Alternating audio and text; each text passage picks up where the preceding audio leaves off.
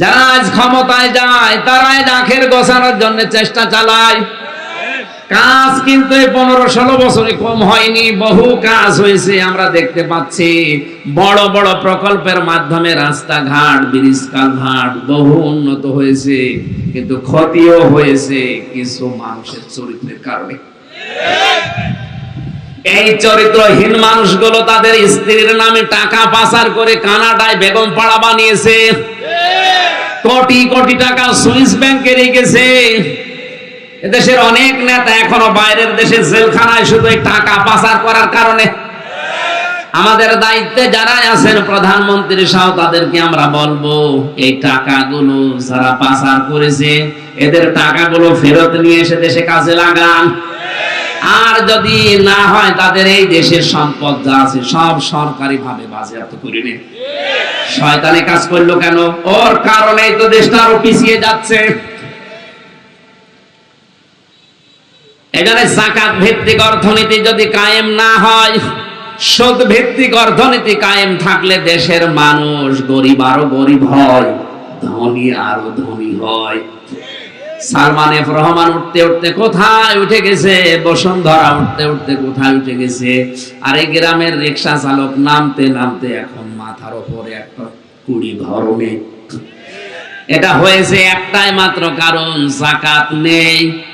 এজন্য আহ্বান জানাবো, সরকারে যারাই বসেছেন, আল্লাহর নির্দেশ, সরকারে বসার পরে আপনার দায়িত্ব নামাজের বিল কায়েম করা, যাকাত ভিত্তিক অর্থনীতি কায়েম করা। আপনি যদি হজও করে আসেন আপনার ঈমান ভেঙে গেছে। আর ভাঙা ঈমান নিয়ে আপনি, ভাঙা ওযু দিয়ে যেমন নামাজ হয় না, ভাঙা ঈমান নিয়ে জান্নাতে যাওয়া আরো জোরে। আপনাকে তো আমি বাঁচার জন্য বললাম।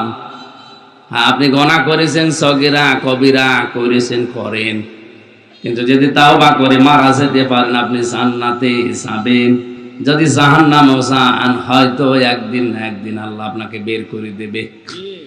কিন্তু কোন মানুষ যদি ঈমানই ভেঙে ফেলে, ও যদি একবার জাহান্নামে যায়, কোনদিন ওই বেঈমান আর জান্নাতে আসবে না। বিষয়টা গুরুত্বপূর্ণ।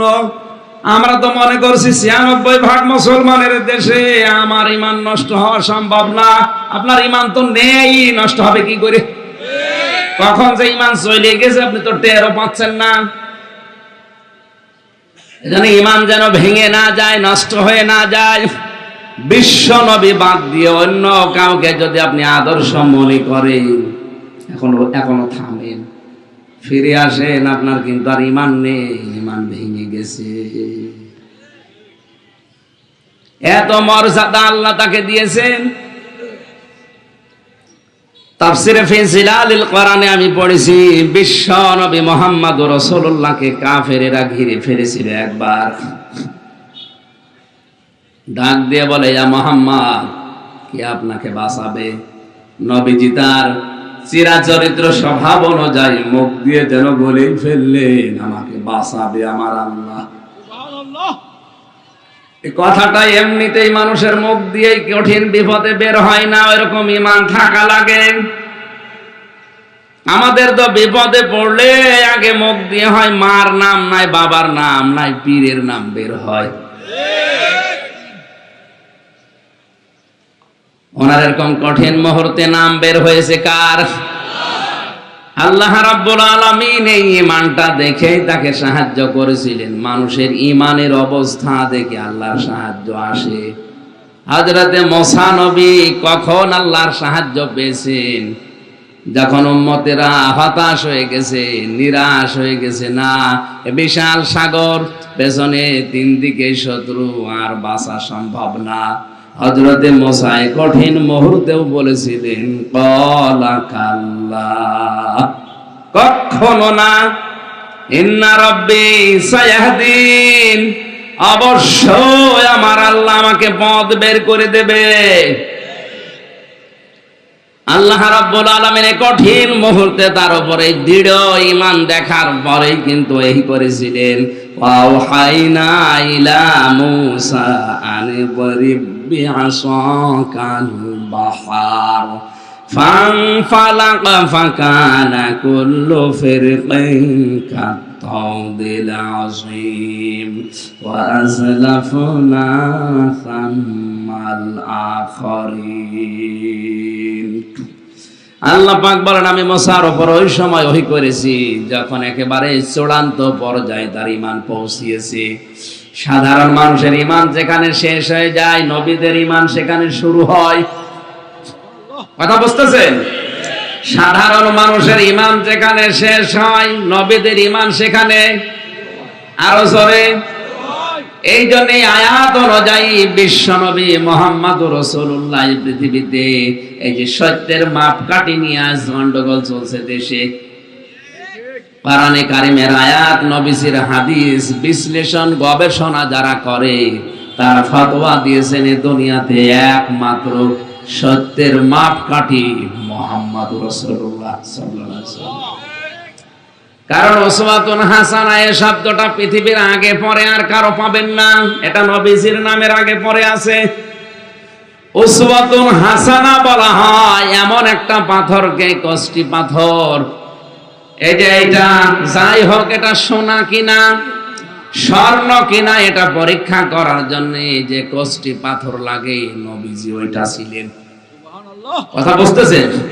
আর নবীজির কাছে এসে যারা ধরা দিয়েছে, ঈমান এবং আমলে যারা উত্তীর্ণ হয়েছে, তারা ছিল সাহাবায়ে কেরাম, তারা ছিল ওই খাঁটি স্বর্ণ। সূরা নিসার 59 নাম্বার আয়াতটা আপনাদেরকে তাফসীর সহ পড়ার জন্য আহ্বান জানাচ্ছি। এই যে দ্বন্দ্ব চলছে আজ আলেমদের ভেতরে, যে সমস্যাটা দেখা দিয়েছে, একে অন্যের পেছনে যেভাবে নেকেড ভাবে কথা বলছে, যারা কথা বলছেন তাদেরকে আমি সাবধান করছি, আপনি থামেন। আপনাকে আপনার উস্তাদ বরদোয়া দিয়েছে। আপনার উস্তাদ ওপেন ভাবে মাহফিলে জানিয়েছে ওটা একটা বেয়াদব। ও যতক্ষণ আমার পা ধরে ক্ষমা না চাবে, ওর কোনো ক্ষমা নেই। ও সারাদিন মোবাইল নিয়ে বসে থাকে, কে কোন জায়গায় কি বলে শুধু ফাঁক ফকড় খুঁজে ভাইরাল বিষয়গুলো নিয়ে মানুষের কাছে কথা বলে নিজে ভাইরাল হওয়ার চেষ্টা করে। এ কথা একটা আমার নিজের কথা না, তার উস্তাদের মুখের কথা। এই কথা বলছেন না কেন? তার উস্তাদ নিজে ওপেন জানিয়েছে যেটা একটা বেয়াদব, ওর ইলম কালাম নেই, ও শুধু মানুষের ভুল ধরার জন্য, ভাইরাল হওয়ার জন্য এই কাজ করে বেড়ায়। ও যে জেলে গিয়েছে, ওইটা ওর লোক দেখানো। মামলার প্রথম আসামি হয়ে যদি 8-9 মাসে তুই বের হতে পারিস, আর আমরা মামলার 7 নাম্বার আসামি 3 বছর জেলে থাকা লাগে, কোন কারণে মানুষ বোঝে না? তাফসীর মাহফিলে, ওয়াজ মাহফিলে এসে কোরআনের তাফসীর করলেই তো হাফ সেকেন্ড সময় বের হয় না, কি করব? আরো শুরুই করে কে কোন জায়গায় কি করেছে ওইটা নিয়ে। আপনার দরকার কি? এখানে আলেম সহ যারা শিক্ষিত মানুষ আছেন, আমি জানি আপনারা বাংলা শিক্ষিত, অসুবিধা নেই। কোরআন শরীফ বাংলায় পড়েন, দেখবেন এখানে তাফসীর যত পাওয়া যায়, যে আতিউ এই শব্দটা, ইয়া আইয়ুহাল্লাযীনা আমানু আতিউল্লাহা ওয়া আতিউর রাসূলা ওয়া উলিল আমরি মিনকুম। আয়াতের দিকে ভালো করে তাকালে দেখবেন আতিউ এটা ফেল, এটা ভার্ব, এটা ক্রিয়া। এই শব্দটা আল্লাহ নিজের নামে দিয়েছেন, রাসূলের নামে দিয়েছেন। কিন্তু দুনিয়াতে আল্লাহ রাসূলের পরে যত মানুষ আসবে, তাদের পরে আতিউ শব্দ নেই। আছে? নেই। তাফসীরের ভেতরে আপনি যত তাফসীর আমার দৃষ্টিতে আমি পড়েছি, আমি দেখেছি লেখা আছে আল্লাহকে মানা লাগবে, কোনো শর্ত দেওয়া যাবে না। রাসূলুল্লাহকে মানা লাগবে অন্ধভাবে, কোনো শর্ত নেই। কারণ রাসূলকে নিয়ন্ত্রণ করেছে কে? আরো জোরে, আরো জোরে। কিন্তু উলিল আমরি মিনকুম এর আগে আতিউ নেই। আছে? নেই। কেন নেই? আল্লাহ রাসূলকে মানতে কোনো প্রশ্ন করা যাবে না, কিন্তু তারপরে দুনিয়ায় যারা আসবে কাউকে অন্ধভাবে মানা যায় না, সে যেই হোক। কেন? এর পরবর্তী শব্দে আল্লাহ জবাব দিচ্ছেন, ফাইতানাযাআতুম ফি শাইইন ফারুদ্দুহু ইলাল্লাহ ওয়ার রাসূলি ইন কুনতুম তুমিনুনা বিল্লাহি ওয়াল ইয়াউমিল আখির যালিকা খায়রু ওয়া আহসানু তা'ওয়িলা।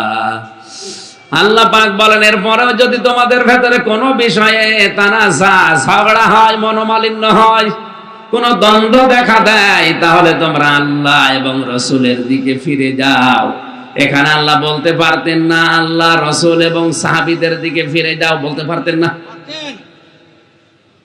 আল্লাহ তো নিজের নাম বললেন, রাসূলুল্লাহর নাম বললেন, অন্য কারো নাম বলেননি। আরে ভাই, আপনি অন্ধভাবে কাউকে বিশ্বাস করার দরকার নেই। এই শব্দের ভেতরে তাকান, আমি তো বানিয়ে বলছি না। এখানে আলেমরা বসে আছে।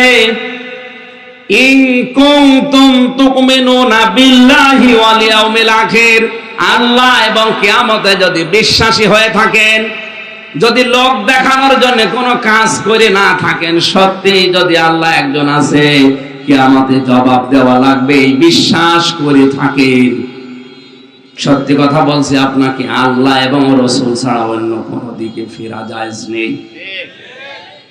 এইটাই উত্তম ফয়সালা। এটা বাদ দিয়ে আজ যারা বিভিন্ন কায়দা কৌশল করে নতুন নতুন দলিল বানিয়ে না মানাই লাগবে। আরে ভাই, আপনি কোরআন হাদিস বানাবেন, মন মতো ব্যাখ্যা করলে তো আপনি জাহান্নামে যাবেন। আমি তো যা ব্যাখ্যা করছি সব পুরাতন ব্যাখ্যা, সব পড়ে এসেছি। আর আপনি যেটা যুক্তি দিয়ে প্রমাণ দিয়ে বোঝানোর চেষ্টায় আছেন, ওটা তো করেছিল শয়তান। শয়তান বলেছিল আনা খায়রুম মিনহু খলাকতানি মিন নার ওয়া খলাকতাহু মিন তিন, আমি ওর চাইতে ভালো, কারণ আমাকে আগুন দিয়ে বানিয়েছো, ওরে মাটি দিয়ে বানিয়েছো।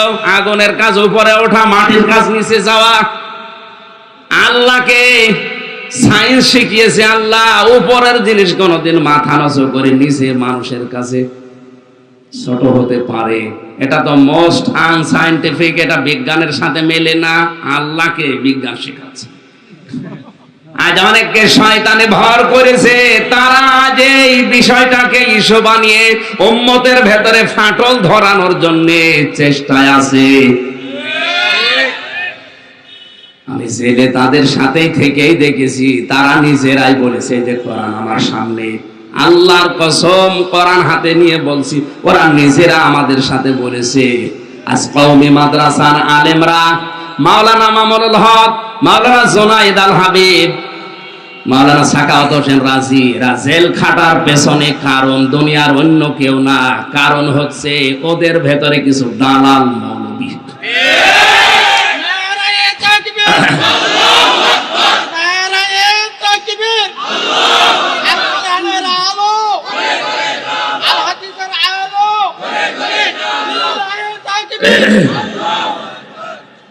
এই দালালগুলো এখন এটা শুনবেন আর আমার পেছনে লাগবে, আমাদের গমর সব ফাঁক করে দিল। আরে ভাই, আমি তো নিজের কানে শুনে এসেছি। জালেমগুলোর সাথে ছিলাম, প্রত্যেকের ধারণা এই যে আপনারা দালালি করছেন, পাঁচাটা গোলাম হয়ে বসে আছেন বাতিলের, খালি পেছন দরজা দিয়ে ফতোয়াবাজি করেন, পেছনে টাকা পয়সা খেয়ে খেয়ে। এই কারণে আলেমরা জেলে। বাংলাদেশে কোন কারণে আলেমরা জেলে থাকবে বলেন? আমি কি বাংলাদেশের কোন জায়গায় ভোটে দাঁড়াই? আমি 3 বছর জেলে কোন কারণে বলেন? আপনার মতো কিছু মানুষ খাল পেছন দিয়ে খোঁচা দেয়, যে ইসলামের বিরুদ্ধে কথা বলে। আরে শয়তান! সাহাবীদের ওনারা ভালোবাসে না, যত ভালোবাসা সব তোমার ভেতরে। সাহাবীদের ভালোবাসা, নবীজির ভালোবাসা তোমার চাইতে আমার কম নেই। কম থাকলে কত কিছু আমাকে মাইনাস করা লেগেছে, আমার কত কিছু পক্ষে ছিল। আরে ভাই, আমি যেখানে ছিলাম আপনি স্বপ্নেও কল্পনা করতে পারবেন না কোথায় উঠেছিলাম। এদেশে কোন আলেম কোটি টাকার উপরে গাড়িতে চড়ে বলেন? আমার দৃষ্টিতে তো আমি পাই না। আল্লাহ আমার ওই জায়গায় তুলেছিলেন, কিন্তু যেই মাধ্যমে উঠেছিলাম এ কোরআনে কারিমের জন্য, নবীর জন্য, নবীর সাহাবীদের মহব্বতের জন্য, আর সেই লাইনটাও কেটে গেছে। কারণ তারাও ভয় পায় না, দরকার নেই, দিনকাল ভালো না হুজুর, আমরা গোপনে আছি।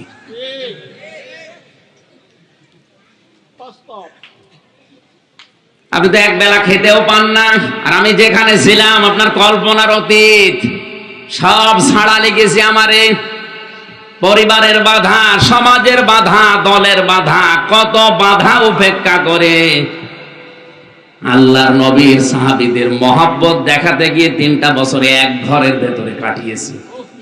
আপনি 5 দিন থেকে দেখেন তো, অহংকারের জন্য বলছি না, আল্লাহর কসম, শুধু কোরআন শরীফ ছিল আর ভেতরে আল্লাহ ধৈর্য দিয়েছিল, এই কারণে টিকে থাকা সম্ভব হয়েছে। তাছাড়া ওই রকম পরিবেশে যোগাযোগ বিচ্ছিন্ন করে অন্য সবাইকে মোবাইল ব্যবহার করতে দেয় 7 দিনে 1 দিন, আর আলেমদেরকে একেবারে বিচ্ছিন্ন করে রেখে দিয়েছে। না, বাড়ির কোনো যোগাযোগ নেই। 3টা বছর তাও 24 ঘন্টা এক ঘরে, এদিকে 2.5 হাত, এদিকে 3.5 হাত থাকেন পুরি। আর যে খাবার দেয় ওটা খেয়ে বেঁচে থাকেন মরে যান। এমনিতে শরীরের অবস্থা। আর যত মহব্বত এখন তোমার উতলিয়ে পড়ছে, আমরা সাহাবীদের ভালোবাসি না, নবীকে আমরা ভালোবাসি না, যত ভালোবাসা তোমাদের। এগুলো ভণ্ডামি, চিটারি, বাটপারি, উম্মতকে ডিভাইডেড করার জন্য অনেকে উঠে পড়ে লেগেছে বাতিলের কাছে টাকা। জেলের আলেমগুলো আমাকে বলেছে ওরা টাকা খায়, ওরা দালালি করে, এগুলো আলেম নামে, এগুলো জালেম। নাম ধরে আমি বলতে পারতাম, কিন্তু বললাম না। কোন কারণে মাওলানা মামুনুল হক 3 বছর জেলে? বলেন আপনার কারণে। আপনার মতো কিছু দালাল মৌলবী উল্টা পাল্টা ফতোয়া দিয়ে পেছন দরজা দিয়ে শুধু 5 আটে। সরকারের অত দায় পড়ে দেয়নি যে আলেমদেরকে 3 বছর 5 বছর জেলে রেখে দেওয়া লাগবে, কোনো দায় পড়েনি। আপনার মতো দালাল মৌলবীর কারণে আজ হাজারো আলেম এখনো পর্যন্ত জেল খাটছে। আর ও দাবি করছে আমি জান্নাতে যাব না, আমি মিয়ারে হক নিয়ে। কি মিয়ারে হকের ফতোয়া তুই দেখো। 20 শতাব্দীর যিনি শ্রেষ্ঠ মুজাদ্দিদ ছিলেন, তারা বোঝে নাই, তাদের ইসলামের খেদমত শুনলে তামাম দুনিয়া আটকে ওঠে। আর ওর পেটে বোম মারলে বের হয় না, ও বড় খেদমতগার হয়ে গেছে। আমি বলতাম না শক্ত কথাটা, যেহেতু তার উস্তাদ মুফতি মিজানুর রহমান সাইদ সাহেব নিজে নাম ধরে ধরে বলেছে ওটা একটা বেয়াদব, ও আমার পা ধরে ক্ষমা চাওয়া না পর্যন্ত কোনো মাপ নেই। তো একটা বেয়াদবের মুখে আলেমদের বিপক্ষে কথা আসবে না? আসবে কি? আল্লাহ আমাদেরকে কাদা ছড়াছড়ি থেকে মুক্ত হয়ে ঐক্যবদ্ধ হওয়ার তৌফিক দেন আল্লাহ, এবং কিয়ামতের দিকে তাকিয়ে হওয়ার তৌফিক দেন। বলেন আমিন।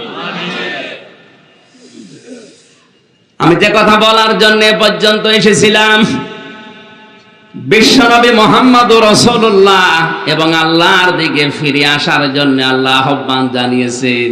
হে নবী, আপনি ঘোষণা দিয়ে দেন, যদি কোনো বিষয়ে ঝগড়া তোমাদের হয়, মনোমালিন্য হয়, দ্বন্দ্ব দেখা দেয়, দুনিয়ার কোনো মানুষের দিকে ফেরা লাগবে, আমি কোরআনে এরকম আয়াত দেইনি, আমি দিয়েছি তোমরা ফিরে আসো আমি আল্লাহর দিকে, আমার রাসূলের দিকে।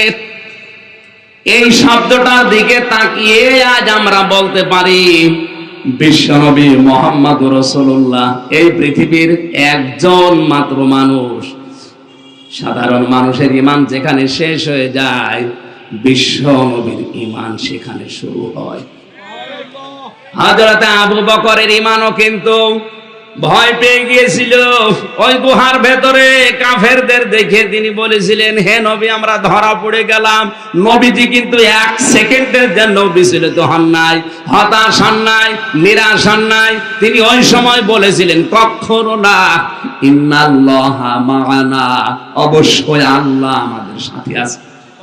এই আয়াতগুলোকে আপনার চোখে পড়ে না? ব্যাখ্যা বিশ্লেষণ সহ পড়েন না? যে সাধারণ মানুষের ঈমান যেখানে শেষ হয়ে গেছে, ভয় ভীতি এসেছে, সেখানে নবীদের ঈমান শুরু হয়েছে। এই জন্য আমাদের ঈমান যেখানে শেষ, নবীদের ঈমান সেখানে। বলেন বলেন। এই জন্য বিশ্বনবী মুহাম্মদুর রাসূলুল্লাহ বাদ দিয়ে অন্য কাউকে যারা ভালো মনে করছেন আদর্শ হিসাবে, আপনার তো ঈমান ভেঙে গেছে, নষ্ট হয়ে গেছে। আপনি এখনো থামেন, ফিরে আসেন ওই দিক থেকে। একমাত্র আদর্শ আমাদের জন্য মুহাম্মাদুর। আর আশা করছে বিষয় আর কথা বলা লাগবে না। এরপরেও যদি কেউ না বোঝার ভান করে এরকম কাদা ছড়াছড়ি ফতোয়াবাজি করেন, আপনাকে আমি আল্লাহর উপরে ছেড়ে দিলাম, যান। আজকে আয়াত পড়েছি শাবান মাস, যেহেতু এটা আর মাত্র 6 দিন পরে আমাদের সামনে বিশাল একটা মাস ছায়া ফেলছে। আল্লাহ রাব্বুল আলামিন কোরআনে কারিমে কি বৃষ্টি হচ্ছে? জবান ছেড়ে আমরা আগে কোরআনে প্রবেশ করি, বলেন আউযু বিল্লাহি আরেকটা মন বিসমিল্লাহির রহমানির রহিম ইন্না ইদ্দাতাশ শুহুরি ইনদাল্লাহি ইসনা আশারা শাহরান ফি কিতাবিল্লাহ। আল্লাহ পাক বলেন, অবশ্যই আমি আল্লাহর নিকটে গণনার দিক থেকে মাসের সংখ্যা 12টা। এটা আসমান আর জমিন আমি আল্লাহ যেই দিন তৈরি করি ওই দিন আমার কিতাবের ভেতরে 12টা মাসের নাম আমি লিখে রেখেছিলাম। সুবহানাল্লাহ। এই 12টা মাসের ভেতরে শাবান আছে না নেই? এই শাবান মাস 2 বছর আগে তৈরি হয়েছে। কথা বলেন, এটা তৈরি হওয়া কতদিন? যেদিন আসমান আর জমিন তৈরি হয় ওই দিন আল্লাহ তার কিতাবের ভেতরে 12টা মাসের নাম লিখেছেন। তার ভেতরে শাবান আছে না নেই? খুব গুরুত্বপূর্ণ বিষয়। নবীজি বলেন, রমজানের পরে সবচাইতে বেশি গুরুত্ব দিয়েছি আমার জীবনে শাবান আর রজবের। এজন্য মাস আসলেই তিনি বলতেন, আল্লাহুম্মা বারিক লানা ফি রজব ওয়া শাবান ওয়া বাল্লিগনা রমাদান। রজব এবং শাবানের বরকত আমাদেরকে দান করো, রমজান পর্যন্ত আমার হায়াতটা বাড়িয়ে দাও। এ দোয়া এমনি এমনি করে না, এর ভেতরে সিগনিফিকেন্স কি আছে? বিশ্বনবী কেন রজব এবং শাবানের বরকত চাইলেন? এ মাসে যদি আপনি বরকত পেতে চান, নবীজি যেভাবে বরকত পেয়েছিলেন তিনি রোজা রাখতেন বেশি বেশি। তার মানে হাদিস দ্বারা বোঝা যায় রোজা রাখার দ্বারা আল্লাহর বরকত পাওয়া যায়। অনেকে আছে এই শাবান মাসে রোজা রাখার খবর নেই, ও হালুয়া রুটি নিয়ে ব্যস্ত আছে। শাবান মাসের প্রায় 27টা শিক্ষা আছে। কয়টা? একটা শিক্ষা ওর জীবনে পাওয়া যায় না। বছরে বছরে শাবান আসি চলে যায়। আপনি কি নেন? আল্লাহ বলেন, মিনহা আরবাআতুন হুরুম, এর ভেতরে 4টা মাস পবিত্র। তাফসীরে ইবনে কাসিরে মুফাসসির লিখেছেন এটা হতে পারে মুহররম, জিলকাদ, জিলহজ। আর কোন কোন বর্ণনায় 3টা মাসের ভেতরে যে কোনো এক মাস ধরেছে, সেটা রজব, সেটা শাবান অথবা রমজান। তাহলে শাবান মাস যেহেতু আছে, এই 4 মাসের ভেতরে পবিত্র মাস। এই পবিত্র মাসের সম্মান দেওয়া দরকার তোমাদের। আপনি কিভাবে এই মাসকে সম্মান দেবেন? এই মাস আসলে জড়সড় হয়ে বসে থাকবেন? বলেন। নবীজি দিয়েছিলেন রোজা রাখার দ্বারা, কারণ এই মাসে রোজা রাখার দ্বারা যদি আপনার ট্রেনিং হয়ে যায়, সামনে যে বিশাল মাস আসতেছে, আমান শাহিদা মিনকুমুশ শাহরা ফালিয়াসুমহু, এই রমজান মাসে যেন আপনার রোজা রাখা সহজ হয়। আল্লাহ জানিয়েছেন তোমাদের ভেতরে কেউ রমজান পেলে সে যেন অবশ্যই রোজা রাখে। এই নির্দেশ কার? এটা যেন পুঙ্খানুপুঙ্খানু ভাবে পালন করা যায়, এভাবে ট্রেনিং নেওয়ার জন্য শাবানে উনি প্রায় সময় রোজা রাখতেন। হযরতে আয়েশা সিদ্দিকা রাদিয়াল্লাহু তাআলা আনহা বলেন, আমি নবীজিকে রমজানের পরে সবচেয়ে বেশি রোজা রাখতে দেখেছি এই শাবান মাসে। তাহলে আমাদের প্রথম শিক্ষা হবে কি? রমজানের আগে পরে এই শাবানে বেশি বেশি রোজা রাখার দ্বারা ট্রেনিং নেওয়া। এখানে কত মানুষ আছে কোনো অসুবিধা নেই, কিন্তু রোজা রাখতে চায় না, বলে হুজুর গ্যাস। আরে শয়তান, রোজা রাখলে গ্যাসের ভালো হয়। আপনি যদি কঠিন পরিশ্রমের কোনো কাজ না করেন, আশা করছে আপনি রোজা রাখবেন। আমি তো জেলখানায় অধিকাংশ দিন ওখানে যারা আলেম আছে রোজা রাখে, ওরা তো অসুস্থ হয় না। আর জেলখানায় তো কোনো চিকিৎসাও নেই সেরকম। যত রোগের কথাই বলেন সব রোগের এক ঔষধ দেয়। হ্যাঁ, আমরা যদি বলেন পেটে ব্যথা ওই একই বড়ি দেবে, মাথায় ব্যথা ওই একই বড়ি দেবে। 3 বছরে আমার জেলে থাকার পরে মাথায় এমন একটা রোগ হয়েছিল, এমনি এমনি চলছিল, করি নাই। 3টা বছরের ভেতরে মাথার রোগ সারতে পারে না, কারণ যখনই যায় ওই একই ওষুধ দেয়। ওরা জিজ্ঞাসা করলে বলো হুজুর আমি করবো কি, আমি তো জানি না।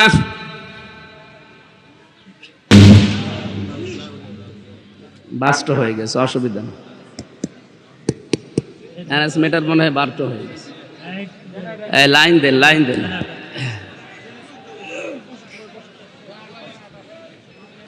শর্ট সার্কিটের কারণে এটা হয়েছে।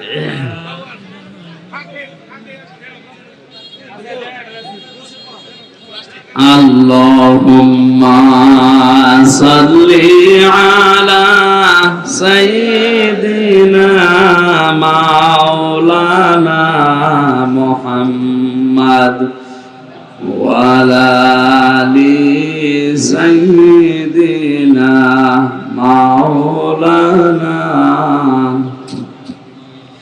এই কষ্ট হচ্ছে আপনাদের? ওঠাওঠি করে কারাই না? বসেন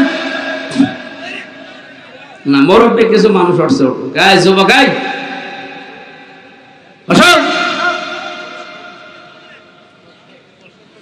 1-1.5 ঘন্টা যদি বসে থাকতে না পারে তো বিয়ে দিলে বউ টেকবে?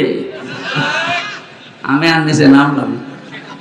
এরপরে যদি কোনো যুবক মানুষ ওঠে এমন কথা বলবো জীবনে আর বিয়ে হবে না। কারণ এখানে হাজারো মেয়ের বাপ বসে আছে, আপনারা চিনে রাখছে না ভাই? 1-1.5 ঘন্টা আপনি বসতে পারেন না, আপনার বউ বড় কে প্রেম করবে না, করবে কি? অবশ্য ঠিক, তার মানে এলাকার মানে এগুলো চলছে।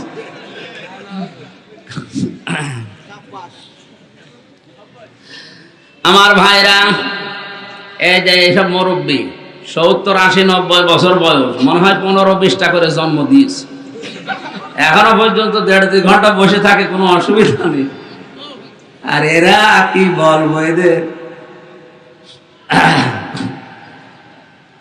এর ভেতরে যে 4টা মাস পবিত্র, এর পবিত্র রক্ষা করতো ওই জামানার কাফেররা। আমি ইবনে কাসির তাফসিরে পড়লাম, ওরা এই 4টা মাস আসলে যুদ্ধ বিগ্রহ বন্ধ করে দিত, মারামারি বন্ধ করে দিত। কারোর সাথে যদি দাঙ্গা হাঙ্গা মামলা মোকদ্দমা চলতো, বলতো ভাই শাবান মাস এসে গেছে, এখন মামলা হামলা মারামারি হবে, আপনার সাথে সব স্টপ, এ মাস চলে যাক, এরপরে আবার শুরু করব। আরে ভাই, কাফেররা যদি এ কথা বলতে পারে যে শাবান মাস এটা পবিত্র মাস, এ মাসে মারামারি দণ্ডন দিচ্ছেন আপনি, আশিকে রাসূল দাবি করে বসে আছেন কোন কারণে? এইটাই তো আশিকে রাসূলের নমুনা। কাফেররা যদি এ মাসকে সম্মান দিয়ে তারা মারামারি দাঙ্গা হাঙ্গা আসে, মাসের পরে মাস গন্ডগোল চলছে, সেটা এ মাস আসলে বন্ধ করে দিত, বলতে বাদ দেন, পরে আবার শুরু করবো আপনাকে। আর আমরা এ মাসে এখনো মনোমালিন্য বন্ধ করি না। এই মাসে আসার পরে আরো আলেমদের কাদা ছোড়াছুড়ি বেরিয়েছে, জালেমে জালেমে দোস্তি হয়ে যাচ্ছে, আর আলেমে আলেমে এখন শত্রুতা বাড়ছে। যে আলেমরা এই মাসে এসে আরো আলেমে আলেমে দ্বন্দ্ব লাগিয়েছে, এগুলো আলেম নামে কলঙ্ক, এগুলো জালেম। কারণ কাফেররাও এই মাসকে সম্মান দিয়েছে, মারামারি বন্ধ করে, গন্ডগোল মনোমালিন্য বন্ধ করে, আর এরা এ মাসে আরো উস্কে দিচ্ছে। আপনি থামেন, এ মাসটা চলে যাক, এরপর আবার শুরু করুন। এ মাসের সম্মান দেওয়ার জন্য আহ্বান জানাচ্ছি, যাদের টাকা পয়সা আছে, আপনাকে আমি দান করতে বলছি না, আপনার দান করারও দরকার নেই। এই মাসের সম্মানে টাকা যদি ব্যাংকে পড়ে থাকে, টাকাগুলো তুলে আপনি একটা কর্মসংস্থান তৈরি করেন, ওয়ার্কশপ তৈরি করেন। এই এলাকায় যেহেতু হাওড়া এলাকা না, এখানে যেই কর্মজীবন চলে ওই রকম কর্মসংস্থান 20 জন মানুষকে তৈরি করে দিন। আপনি শুধু মনে করেন নামাজ পড়া, রোজা করা, কালো বোরকা পরা আর আমি আল্লাহ আল্লাহ করছি, এটাই ভালো কাজ। কে বলেছে আপনাকে? কুনতুম খায়রা উম্মাতিন উখরিজাত লিন-নাস, তোমরা শ্রেষ্ঠ জাতি, মানুষের কল্যাণের জন্য তোমাদেরকে আমি আল্লাহ বের করেছি। আপনার জন্য যদি মানুষের কল্যাণই না হয়, তা আপনি আর কুকুর সমান। সুতরাং এই শাবান মাসের সম্মান দেওয়ার জন্য আপনার টাকা থাকলে, আপনার ক্ষমতা থাকলে 20 জন মানুষের কর্মসংস্থান তৈরি করে দিন। এই কথা বলেন। প্রধানমন্ত্রী শেখ হাসিনার জীবনে কিছু কবল হবে কি হবে না আমি জানি না, তবে একটা কাজ আমার দৃষ্টিতে খুব ভালো লাগে, একটি খামার একটি বাড়ি। এই প্রকল্পের মাধ্যমে লক্ষ লক্ষ মানুষেরা একটা বাড়ি, একটা ফ্ল্যাট পেয়ে মাথা গোজার ঠাঁই পেয়েছে, আর একটা খামারের মাধ্যমে একটা কর্মসংস্থান পেয়ে তার জীবনটা তৈরি করেছে।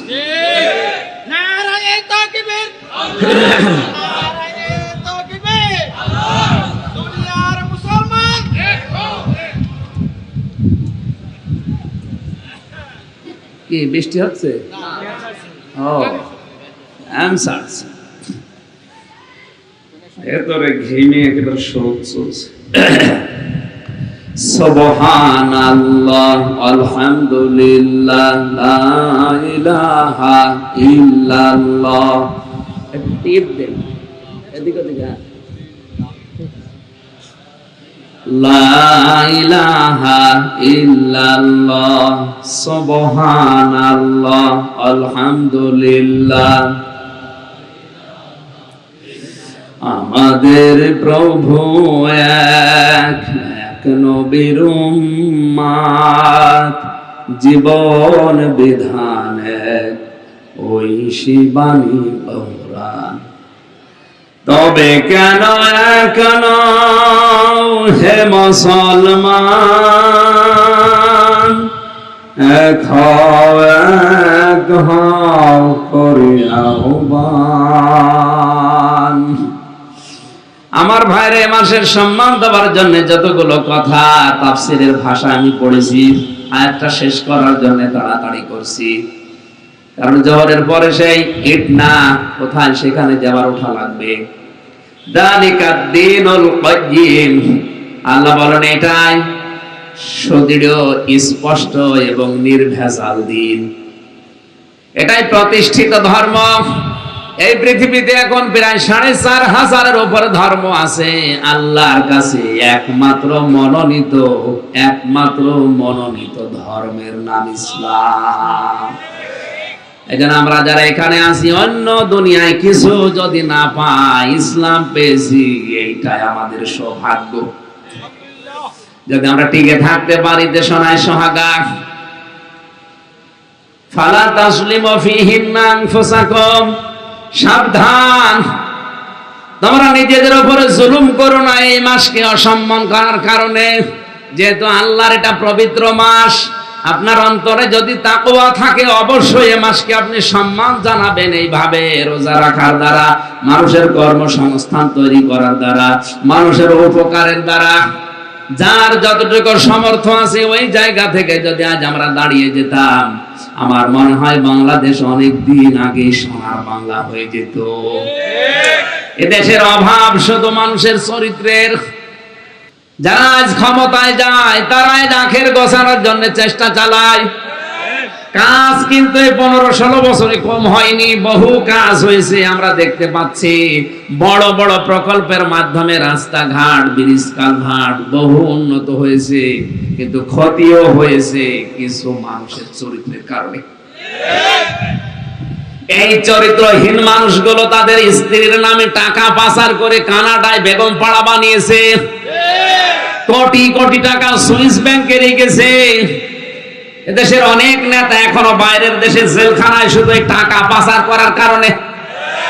আমাদের দায়িত্বে যারা আছেন, প্রধানমন্ত্রী সহ, তাদেরকে আমরা বলবো এই টাকাগুলো যারা পাচার করেছে এদের টাকাগুলো ফেরত নিয়ে এসে দেশে কাজে লাগান। আর যদি না হয় তাদের এই দেশের সম্পদ যা আছে সব সরকারি ভাবে বাজেয়াপ্ত করে নিন। শয়তানি কাজ করলো কেন? ওর কারণেই তো দেশটা আরো পিছিয়ে যাচ্ছে। এখানে যাকাত ভিত্তিক অর্থনীতি যদি কায়েম না হয়, সুদ ভিত্তিক অর্থনীতি কায়েম থাকলে দেশের মানুষ গরিব আরো গরিব হয়, ধনী আরো ধনী হয়। সালমান এফ রহমান উঠতে উঠতে কোথায় উঠে গেছে, বসুন্ধরা উঠতে উঠতে কোথায় উঠে গেছে, আর এই গ্রামের রিক্সা চালক নামতে নামতে এখন মাথার উপরে একটা কুড়ি ঘর নেই। এটা হয়েছে একটাই মাত্র কারণ, যাকাত নেই। এজন্য আহ্বান জানাবো, সরকারে যারাই বসেছেন, আল্লাহর নির্দেশ, সরকারে বসার পরে আপনার দায়িত্ব নামাজের বিল কায়েম করা, যাকাত ভিত্তিক অর্থনীতি কায়েম করা। সূরা হজের 41 নম্বর আয়াতে আছে না, আমি বানালাম, আমি পরামর্শ দিলাম কোরআনের আয়াত দ্বারা, যারা দায়িত্বে আছেন যদি মেনে নেন এ দেশটা জান্নাত হবে, আর যদি মানতে না পারেন, ব্যর্থ হন, যতই নতুন নতুন নিয়ম নীতি বানান, আধুনিক হওয়ার চেষ্টা করেন, জীবনও আধুনিক হতে পারবেন না। এই শরীফ থেকে শরীফার গল্প দিয়েছেন আপনি আধুনিক হওয়ার জন্য। কে বলেছে আধুনিক হবে? দেশে আরো জারজ ভরে যাবে। সকালবেলা একজন শরীফ, বিকালে বলছে আমি শরীফা, ও শুধু দাবি করে শেষ করবে, তখন আওয়াজ তুলবে যে আমি যেহেতু শরীফা, আমারে আপনি এবার মহিলা হোস্টেলে সিট দেন। যদি সিট না দেন আপনার বিরুদ্ধে আবার মামলা হবে। আপনি ভাবেন তো, যদি শরীফা হয়ে মহিলা হোস্টেলে সিট নেয়, ওখানে আপনার বোন আছে, আপনার মেয়ে আছে, আপনার ফুফু আছে, এক কথা বলছেন না কেন? ও যত শরীফা দাবি করুক, মাল কি শরীফ? মাল কি ওখানে থাকলে ঠিক থাকবে? একজন প্রশ্ন করছে, হুজুর যুবক যুবতী এক বিছানায় ঘুমানো জায়েজ আছে? বললাম জায়েজ আছে, কিন্তু ঘুমাবে ওরা ঘুমাবে? ও বেটা শরীফ, ও একটা হারামি, ও শরীফ থেকে শরীফা হয়ে ঘুমাবে আপনার বোনের কাছে, আপনার মেয়ের কাছে? কি হবে শেষে? জারোর সন্তান আপনার মেয়ে পেটে নিয়ে ঘুরবে, আপনার বোন জারোর সন্তান নিয়ে ঘুরবে। আধুনিক হওয়ার চাইতে এরকম আধুনিক না হওয়াই ভালো। ট্রান্সজেন্ডার নাম নিয়ে এটা কায়েম করতে চাচ্ছে। আরে ভাই, ট্রান্সজেন্ডার হিজড়া যারা, এটা হচ্ছে মানসিক সমস্যা, শারীরিক সমস্যা, এটা আল্লাহ বানিয়েছে। আর যারা আজ নিজেদেরকে মহিলা থেকে পুরুষ, পুরুষ থেকে মহিলা বানাতে চান, ওরা আল্লাহর সৃষ্টি পাল্টাতে চায়। এটা তাদের শারীরিক সমস্যা না, এটা হচ্ছে মানসিক সমস্যা। আর এইগুলো দূর করার জন্য কোরআন শরীফ, বুখারী শরীফ দিয়ে হবে না, বাকারি শরীফ।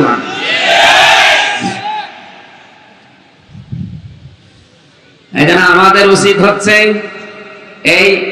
এই সমাজে, এই পরিবারে, এই রাষ্ট্রে আপনার চাচাতো ভাই, ফুফাতো ভাই, মামাতো ভাই যারা বেকার আছে, আপনি যদি টাকা পয়সার মালিক হয়ে থাকেন, অন্তত 5 জন মানুষের কর্মসংস্থান তৈরি করে দিন, সে কাজ করে খাক। এই কিশোর গ্যাং না হয়ে, ডাকাতি চুরি ছিনতাই না করে, উল্টাপাল্টা নেশা ভান না করে, ও যদি কাজ করে খায়, ওখান থেকে টাকায় আপনার টাকা বাড়বে, আর আল্লাহর আরশ আপনার উপরে খুশি হবে। ইসলাম এইভাবে আমরা বুঝি না। ইসলাম আন্দাজে কোন জায়গা থেকে বুঝি, রাস্তার টাকা, ব্রিজের টাকা, কালভার্টের টাকা আত্মসাৎ করে মেরে খায়, আর ওইটা দিয়ে মসজিদের ছাদ বানিয়ে দেয়। একটা মসজিদ বানিয়ে দিলে কয়জন নামাজ পড়ে? 5,000 মানুষ। কথা বলেন না? আর একটা ব্রিজ বানিয়ে দিলে, একটা কালভার্ট যদি তৈরি করেন, একটা রাস্তা বানিয়ে দেন, লক্ষ লক্ষ মানুষ হাঁটবে। 1000 মসজিদ বানানোর চাইতে একটা রাস্তা বানানো আল্লাহর কাছে অনেক ভালো। ইসলামী বোঝে না, আন্দাজও মনে করছে মসজিদে টানা কাঁচ লাগিয়ে দিলাম, টাইলস লাগিয়ে দিলাম, জান্নাত আমি কিনে নিয়েছি। তোমার ওই টাকা নেওয়ার জন্য আল্লাহ বসে আছে।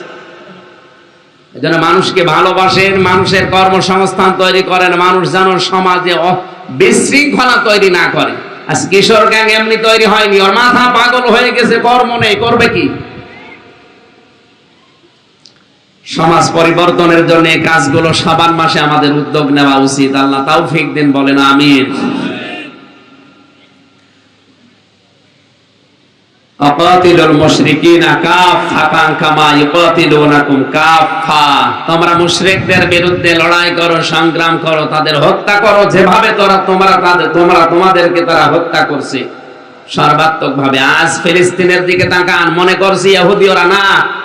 এই দুনিয়ায় শুধু মুসলমান বাদ দিয়ে যত জাতি আছে, এক কথায় সব মুশরিক।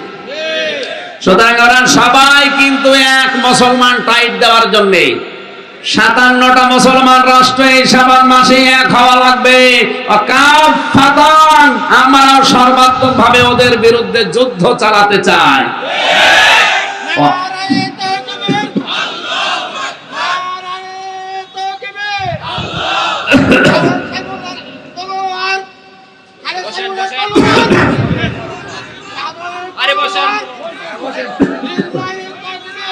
সম্মানিত ভাইরা, ওয়া'লামু আন্নাল্লাহা মাআল মুত্তাকিন, জেনে রাখা দরকার এই কাজগুলো করলে সে মানুষগুলো মুত্তাকি হবে, আর আল্লাহ মুত্তাকিদের সাথে আছে। আল্লাহ আমাদেরকে আয়াতটা মেনে নেওয়ার তৌফিক দিন। সামনে যে পবিত্র মাস ছায়া ফেলতে যাচ্ছে, এ মাসকে সম্মান দেওয়ার জন্য, স্বাগতম জানানোর জন্য আপনারা আশা করেন, চেষ্টা করেন, প্রস্তুতি নিন। আস-সাওমু লি ওয়া আনা আজজি বিহি ওয়া জাযা বিহি। যারা রোজা রাখে এরা আল্লাহর জন্য রাখে, আর আল্লাহ নিজে তাদেরকে পুরস্কার দান করবেন। একটা গেট বানাবেন জান্নাতের আয়ান, শুধু রোজাদারদের জন্য আল্লাহ এটা খুলে রাখবেন। আল্লাহ এরকম রোজা করার প্রস্তুতি তৌফিক আমাদেরকে দান করেন, আমিন। এই মাইকটা আমার মন মতো না, গলা ভেঙে যাচ্ছে, শেষ করে দিলাম, আল্লাহুম্মা আমিন। মোনাজাতের পরে ওই যে সামনে সাদা গাড়ি দেখা যাচ্ছে, ওখানে কিছু বই লেখা আছে, আমার নারী পুরুষের দাম্পত্য কলহ এবং সমাধান দেওয়া আছে, নিয়ে যাবেন, এটা কাজে লাগবে। লা ইলাহা ইল্লা আনতা সুবহানাকা ইন্নী কুনতু মিনাজ জালিমিন। রব্বুল আলামিন, অপরাধ করেছি আমরা, নিজেরাই গুনাহগার, তুমি আমাদেরকে maaf করে দাও। আজকের আলোচনার সব তুমি বিশ্ব নবীর রওজায় পৌঁছিয়ে দাও। দুনিয়ার মাটির নিচে যারা ঈমান নিয়ে ঘুমিয়ে আছে, আল্লাহ এদেরকে ক্ষমা করে দাও। মা বাপ যারা হারিয়ে ফেলেছে, আল্লাহ তুমি মা বাপকে maaf করে দাও। আজকের মাহফিলের সম্মানিত সভাপতি জনাব গিয়াসউদ্দিন আহমেদকে কবুল করো। প্রধান অতিথি আলহাজ আফজাল হোসেনকে মঞ্জুর করো। এ থানার সম্মানিত ওসি শাহাদাত হোসেন ভাই দোয়া চেয়েছে, তার মা বাবাকে তুমি maaf করে দাও। প্রশাসনের যে ভাইগুলো নিজেদের বাবা বা আত্মীয় স্বজন, স্ত্রী পুত্র ছেড়ে বাংলার বিভিন্ন প্রান্তে দায়িত্ব পালন করছে, আল্লাহ প্রশাসনের উপরে তোমার রহমত নাযিল করো। তাদের এই দায়িত্বটা তুমি ইবাদত হিসাবে কবুল করে নাও। মাদ্রাসার উপাধ্যক্ষ বসে আছে, তাকে মঞ্জুর করো। যত আলিম এখানে এসেছে, আল্লাহ আলেমদেরকে তুমি মঞ্জুর করে নাও। সম্মানিত মা বোনদেরকে খাদিজার মতো, আসিয়ার মতো বানিয়ে দাও। হাওড় এলাকার মাটির নিচে যত মানুষ ঘুমিয়ে আছে, এদেরকে তুমি নিজ গুণে maaf করে দাও। কখন কার মরণ চলে আসে জানি না, সাধারণ ভাবে আমরা মরণ চাই না। আল্লাহুম্মা ইন্নী আসআলুকা শাহাদাতান ফি সাবিলিক, আল্লাহ শাহাদাতের মরণ চাই, মেহেরবানি করে এটা আমাদেরকে তুমি দান করো। আমার কণ্ঠটা তুমি আগের অবস্থায় ফিরিয়ে দাও, শরীরটাকে সুস্থ রাখো, শেফায়ে কামেলা আজলা নসিব করো। রব্বুল আলামিন, মনের ভেতরে যার যে কামনা বাসনা আছে, আমাদের জীবনের চাহিদা আশাগুলো পূর্ণ করে দাও। সম্মানিত মাস শাবানকে সম্মান দেওয়ার তৌফিক দাও।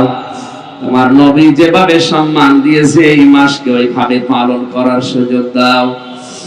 আলেমদের মতভেদ দূর করে ঐক্যবদ্ধ হওয়ার তৌফিক কামনা করছি, আল্লাহ তুমি দান করো। এই অবস্থার দ্বারা জালেমরা আনন্দে হাসতেছে। আলেমদের এই মতভেদের কারণে কাদা ছড়াছড়িতে বেদাতপন্থী যারা, এদেশের যারা নিকৃষ্ট মানুষ, রাম আর বাম, তারা হাততালি দিচ্ছে। আল্লাহ মেহেরবানি করে তুমি আমাদেরকে সব ভেদাভেদ ভুলে ঐক্যবদ্ধ হওয়ার তৌফিক দাও। যখনই মরণ আসবে যেন পড়তে পারি লা ইলাহা ইল্লাল্লাহু মুহাম্মাদুর